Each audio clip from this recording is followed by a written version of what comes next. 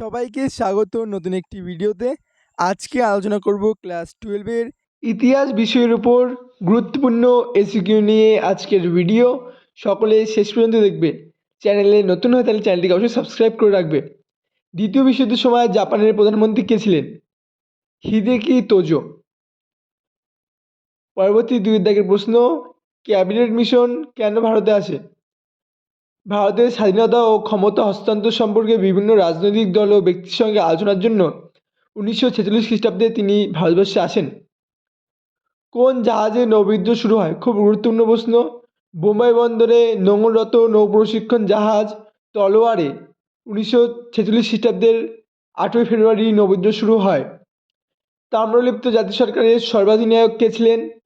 তাম্রলিপ্ত জাতীয় সরকারের সর্বাধিনায়ক ছিলেন সতীশচন্দ্র সামন্ত।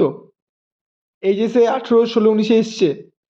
ক্যাবিনেট মিশনের 3 জন সদস্যের নাম লিখুন। ভারতের সচিব স্যার প্যাথিক লরেন্স, বাণিজ্য সভার সভাপতি স্যার স্টার্কফোর্ড এবং নৌবাহিনীর প্রধান এভি আলেকজান্ডার। 6 দাগের প্রশ্ন, কার নেতৃত্বে ঝাঁসির রেজিমেন্ট গঠিত হয়?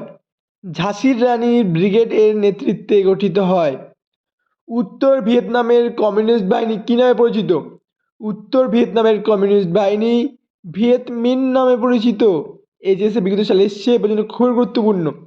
ফিদেল কাস্ত্রো কে ছিলেন? ফিদেল কাস্ত্রো ছিলেন কিউবার সমাজতান্ত্রিক নেতা। পরবর্তী সময়ে তিনি সে দেশের প্রধানমন্ত্রী রাষ্ট্রপতি পদে নিযুক্ত হয়েছিলেন।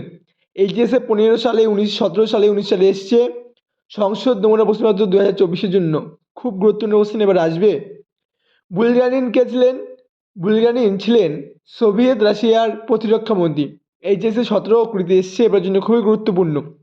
ভিডিওটি ভালো লাগলে অবশ্যই লাইক করো, কমেন্ট করো এবং চ্যানেলে নতুন হয়ে থাকলে চ্যানেলটি অবশ্যই সাবস্ক্রাইব করে রাখো। Thanks for watching.